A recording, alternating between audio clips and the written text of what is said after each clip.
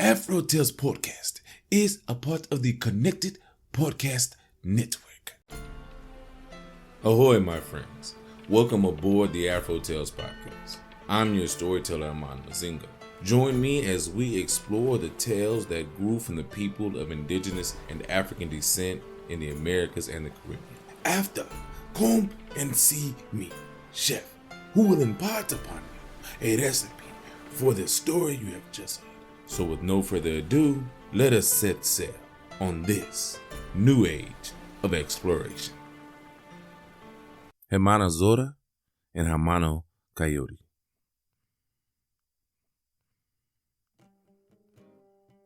In the desert country of the Southwest, there was once a very clever fox. She had been stealing chicken every night from a certain ranchero, Don Perez. After having failed many times to trap the sly vixen, the man finally hit upon an idea, creating a man-like figure of soft, sticky wax to guard his henhouse and capture her. When Hermana Zora saw the little figure sitting in the moonlight outside the henhouse, she paused to size up the strength. Always cautious, she watched for a long time, finally deciding that the small creature, looking so pale and still, posed no threat to her. Boldly, she approached the mannequin and said, "Buenas noches, amigo." Of course, the little wax figure did not answer back. Several times the fox spoke to him, and always the insufferable person ignored her pleasantries. At last, angered by such rudeness, Sister Fox grabbed him with her paws. She intended to shake some manners into him. Instead, she found herself stuck fast. The more she struggled to free herself, the more firmly she found her paws and fur wed to the sticky wax. At that moment, Hermano Coyote, who also had a hunger for ranchero's chickens, came by. "Hola, amiga," called the coyote. "¿Qué tal?" Now, the fox and coyote were cousins, but they were also rivals. They often found themselves after the same prize, and each such meeting became a contest between them. Sometimes Hermano Coyote won because he was bigger and stronger, but more often Hermana Fox won because she was clever and knew that brains could often get the better of brawn. "Hello, dear cousin," replied Sister Fox in her most honeyed voice. "You have come just in time to help me, and if you do this, you will also help yourself to a nice fat chicken." She knew only too well that the coyote would more likely help her because of hunger in his belly rather than goodness in his heart. Licking his chops at the thought of a tasty hen, Hermano Coyote asked his cousin, "Please, explain yourself." "Oh," said the wily fox, "Don Perez has agreed to let me have one chicken each night. This is to thank me for a certain small favor I did for him." "And what favor is that?" asked the coyote. "A personal matter. I promised the good senor that I wouldn't tell. But let us return to the present difficulty. Here I am, come to collect my nightly payment according to the contract with the ranchero, and this little creature prevents me. Grab him by the shoulders so that I can pull myself free. Then I will go and get 2 chickens, one for you, and pass up my dinner tomorrow night." The greedy coyote was excited at the thought of getting one of the ranchero's celebrated hens without running the risk of being shot. He walked behind the wax figure and grabbed its shoulders with his paws. Straight away, Hermana Fox pulled free from the wax. "Now You wait here while I get the chicken for each of us. Of course, I insist that you take the fatter one." So the foolish coyote waited, his paws on the wax figure and his mind on that fat hen that his cousin would soon bring him. But the only one who came was Don Perez. He had been awakened by the squawking in his henhouse when Hermana Fox snatched his finest hen and ran off into the night. When he saw the coyote, he cried, "Bandito!" Then he fired his rifle. The shot went amiss and the wax figure exploded, allowing Hermano Coyote to escape. But the unhappy creature had bits of wax stuck to his fur for days afterward. He vowed revenge upon Hermana Fox for her scheming that had cost him a fine dinner and very nearly his life. Not long after this, it happened that Hermana Fox stole a freshly baked loaf of bread from a house on the edge of town. As she was running away into the desert with her still warm prize, she met her cousin in a little arroyo. Hermano Coyote was still very angry about the business with the wax man. He pounced upon the fox and bared his fangs at her.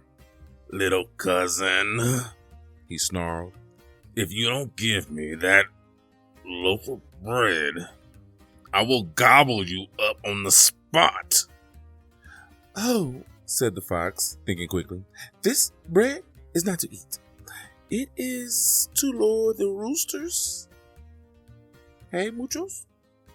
There are so many that are kept in a certain hacienda I have discovered.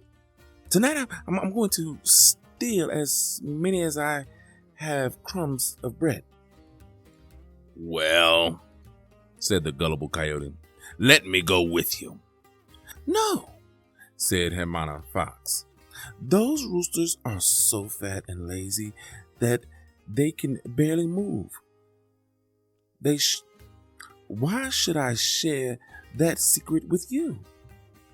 "Because," said the coyote unpleasantly, "I will devour you if you do not let me go with you." "Well, all right," said the fox. "I will take the bread and run home now. When the moon has set, I will meet you here. Adios." But Hermano Coyote slapped the heavy paw across her tail. "To be certain that you do not run away, we will stay here together until the moon has set. And I'm warning you, if you do not come away with 10 times 10 fat roosters tonight, you will not see the dawn." So they lay side by side in the arroyo as the moon rose and set. By starlight, Sister Fox led her cousin to a huge wooden gate set in a high abode wall. "Here," she whispered. "Hand over the bread pronto," Hermano Coyote ordered. The fox took a bit of the bread and crumbled it into his paw, telling him, "The roosters are just inside this gate. Push open the latch. That will be easy for you because you are bigger and stronger than I am. As soon as you are inside, scatter the breadcrumbs and call, 'Here, here, Señor Rooster, see what I have brought you.' Okay? Remember, it's 'Here, here, Rooster, see what I have brought you.' Then you will get a reward beyond your wildest imagining. Just be sure that your greediness does not make you forget your cousin who brought you here." Eagerly, Hermano Coyote took the breadcrumbs, stood up on his hind legs, and tugged and pushed until he opened the big latch on the gate. Then, slipping through, he began to toss breadcrumbs right and left, calling softly, "Here, here, Señor Rooster, see what I have for you." But once again, his clever cousin had tricked him. The courtyard inside held sleeping dogs, not roosters. In a moment, Hermano Coyote, crying, "Ay, ay, ay," fled through the gate, and the hound snapping at his heels. "Ay, ay, ay, Hermana Fox," he howled. But she did not hear. She had long since returned to her lair to finish off the loaf of bread and plan more mischief. As it happened, the coyote eluded the dogs, but not before he had received several painful bites on his flank that left a tuft of his tail in the jaws of the lead hound. Licking his wounds in his own den, he once again vowed to make the cousin suffer tenfold for the pain and humiliation she had caused him. Many nights later, he chanced upon Hermana Fox as she sat crouched beside a deep pool of water in the foothills near the town. "Without a doubt, I'm going to eat you this time." "Well, if it must be so, then it must be so," she said, sounding not the least worried. "I just hope that when you have swallowed my miserable bones and stringy meat, you'll have room for this cheese I am guarding. Behold, what a beautiful cheese it is." Hermano Coyote looked in the direction she was facing. To his surprise, he saw what seemed to be a huge, round cheese just below the surface of the water. Of course, it was only the reflection of the full moon riding high overhead. But the greedy coyote saw only what Hermana Fox and his own stomach wanted him to see. "Who left such a fine cheese in the water?" he asked suspiciously. Sister Hermana Fox answered, "The family who lives in the Grand Hacienda, not far from here. They are giving a fiesta soon. Because the cheese is so big and the fiesta is 5 days away, they put it in the cool water to keep it from spoiling. I found it quite by accident." "Well, now you have lost it," said Hermano Coyote. With all that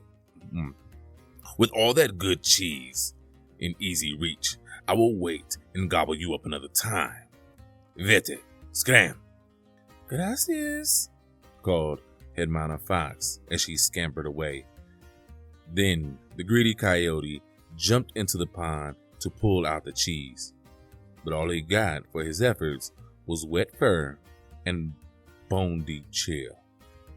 Shivering, his sopping tail dragging in the dust, he returned to the cave to plot terrible revenge on his cousin. The final, fatal meeting when Hermano Coyote chased Hermana Fox into a canebrake and cornered her there. Now I am going to kill you and eat you for all the misery you have caused me." "That is fair," the fox replied. "But listen, let me help set things right so that I can go to heaven with clear conscience. I had not planned to tell anyone, but I was headed to this very place when you surprised me.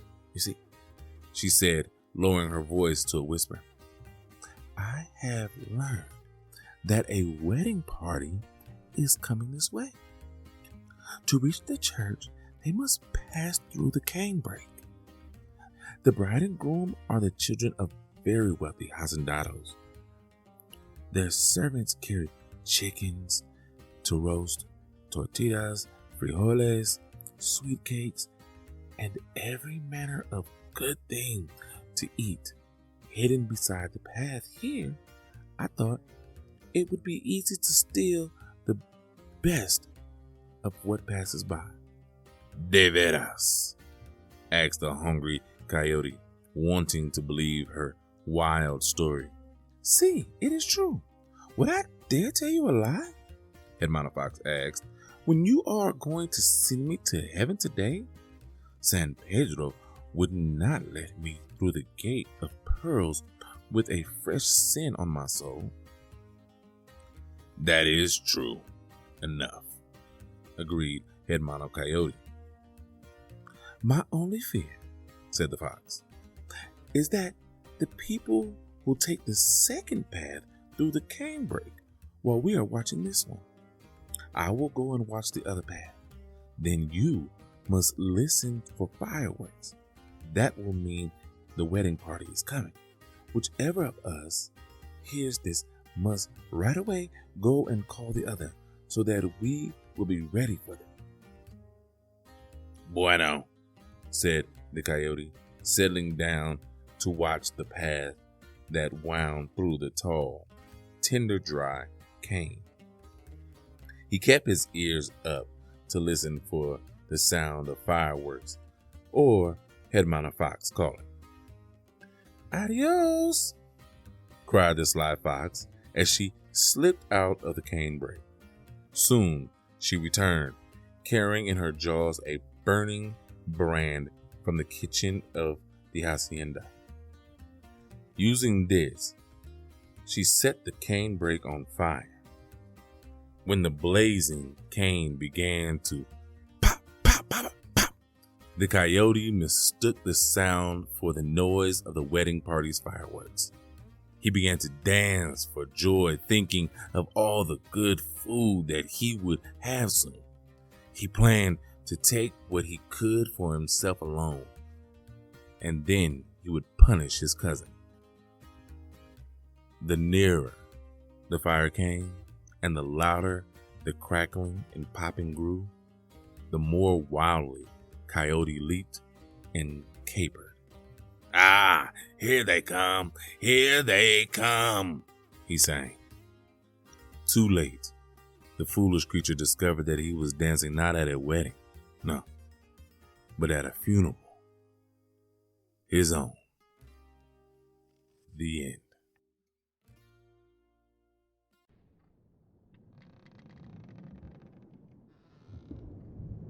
Wow.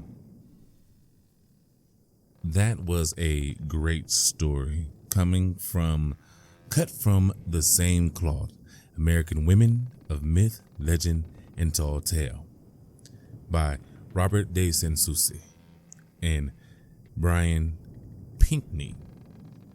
First off, I want to say the story was awesome. And if I started out saying her Hermana Zora, which is how you say Sister Fox in Spanish, and change it to Hermana Fox, that's only because in the story it's just Sister Fox and Brother Coyote.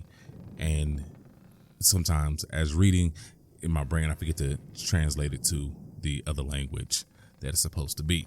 So I hope I said Hermana every time and Hermano every time. And I hope my high school Spanish teacher isn't too mad at me for mispronunciations of the Spanish words.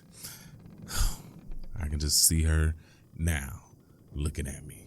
That is not how you pronounce that. But anyway, on to the story. Sister Fox and Brother Coyote. First off, both are tricksters. This was a battle of the tricksters, and one let his emotions get him riled, and he was controlled by his emotions. If you know what I mean, in Native American cultures, coyote is a trickster animal, whereas as now you see in some Hispanic cultures, there's some places in Mexico, fox is a trickster. Much like how in in the American South, and you have Brother Rabbit, and in a lot of the Caribbean and South America, they have Anansi, right? So you have spider, fox, coyote, and rabbit. All are trickster animals in the Americas and the Caribbean. Now, I wanted to look at this story as men versus women a little bit, but then I realized that's not fair. there are women out there that are very emotional thinkers, and also women out there that are very logical thinkers. Same goes for men. There are men that are very emotional, and there are men that are very logical thinkers. So that doesn't play. This is just a story of a smaller creature beating a bigger creature at their own game. And what's interesting about it is that when you think that Coyote is a trickster in the Native American culture, now I can take this and say, well, maybe the fox, because we know about Reynard the fox in literature, maybe the fox was inspired to take that power from the coyote, much like the Spaniards took power from the indigenous people of Mexico. I don't know. That's just a thought that was thrown out there because it hit me in the back of the head while I was reading this story. What I will say is Coyote messed up big time. He allowed his emotion, and I know the story, he's not the focus of this story. It is the brains of Sister Fox and how she was able to outwit this bigger, stronger beast and get away with everything, right? And how she utilized her smarts to get herself out of situations in which somebody that is the aggressor is coming at her, right?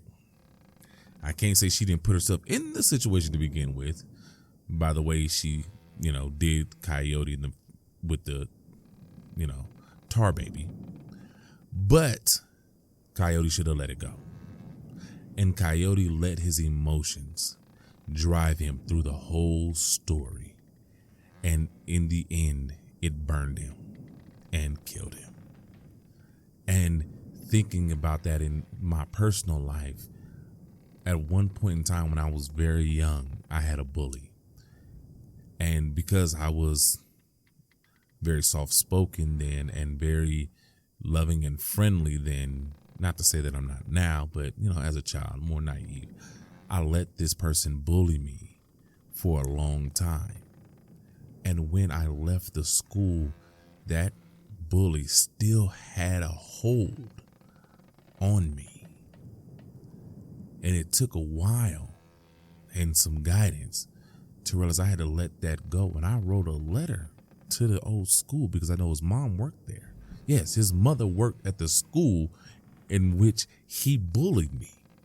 But anyway, I wrote a letter to his mother forgiving him. I didn't need to hear back. I was just letting her know that I let go of everything and I reclaimed myself and my power. That's what Coyote should have done, but he didn't. I'll take this from a Tyler Perry play when, as Medea, he says, there are people in the grave that are holding on to people who are living. Now, that's a paraphrase. It's not an exact quote. That's why they say quote unquote. And we have that. People have that. There are people that are no longer in your life that are holding on to you, and your drive for revenge is killing you. You understand what I'm saying? The best revenge in certain situations are to just let it go and move on and be successful in your life. And that's what I had to do. Some of the best revenge I got on people was doing what I'm doing now and doing what I've been doing throughout my life. And that is just keeping on and keeping on. I move forward and they're mad at it because they no longer have the ability to harm me. I used my intellect and not my emotion to get back at them. They may not even know that they affected me in that way. That is fine. But they did. And I got over it. You should too. Whoever and whatever is bothering you in your life, whoever your aggressor is, remember to use your mind. Use your wit. Use your intelligence. And you will succeed over them. Okay? Now, go see Chef. He has a certain recipe that I have been begging for. And this story just inspired him to go ahead and share it. And until we meet again on this wonderful voyage through these immaculate stories, as always, have a blessed day.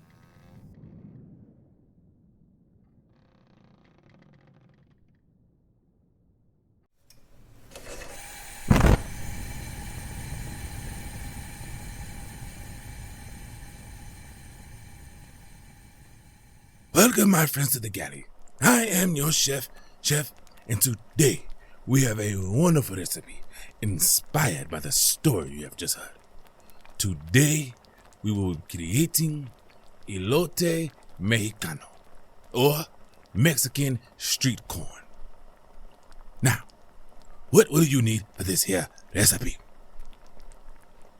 8 corn on the cob, 1 to 2 tablespoons lime juice, 2 teaspoons salt, separated into 2 portions of 1 teaspoon, half cup of mayonnaise, 1 cup queso fresco.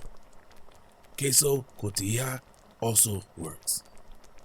A 1/4 cup chili powder, 1 to 2 bay leaves, 1 to 2 teaspoons dried thyme. If you can find epazote in a Mexican market in the USA, use that instead of the bay leaves and thyme. Now, how do we put this together? Easy.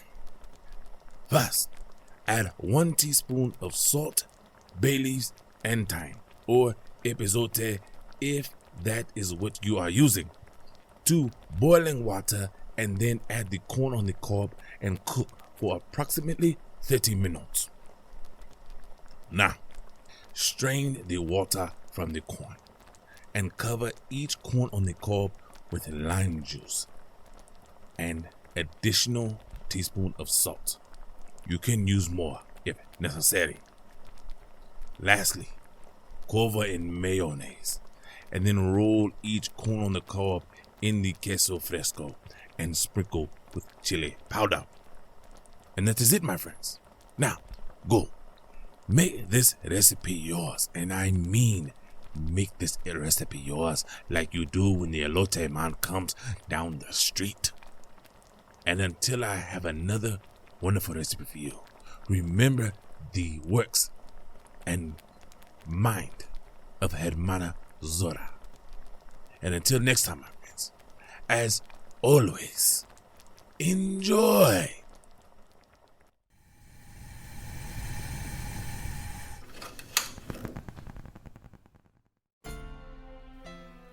Thank you, my friends, for coming on this voyage. Thanks to Art by Chalet for the logo, episode, and shirt designs. You can get t-shirts and other items on tpublic.com. You can contact me on all socials at AfroTalesCast. That's AfroTales Cast. And email me at AfroTalesCast@gmail.com.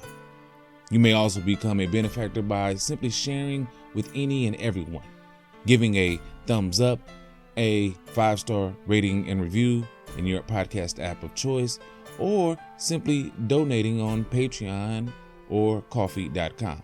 That's ko-fi.com. So until we meet again, may your winds be fair and your seas follow.